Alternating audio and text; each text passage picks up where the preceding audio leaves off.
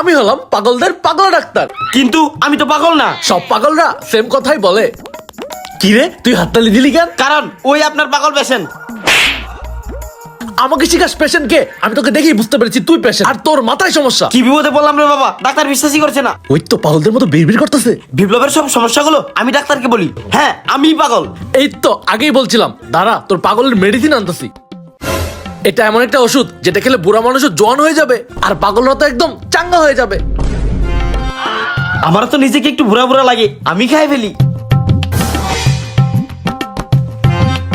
আরে মুখ থেকে কথা বেরোচ্ছে না কেন?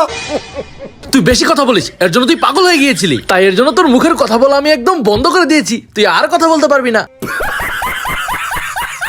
তোদের চিকিৎসা সম্পন্ন করেছি, যা এখন। এই নেক্সট বলুন কেন এসেছেন? আমার একটা প্রশ্ন আছে। দে আগে 500 টাকা।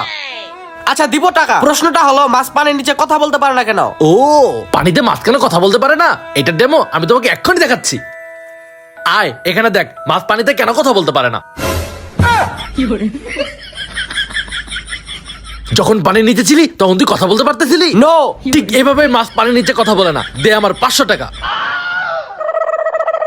আমি হলাম পাগলদের পাগলা ডাক্তার।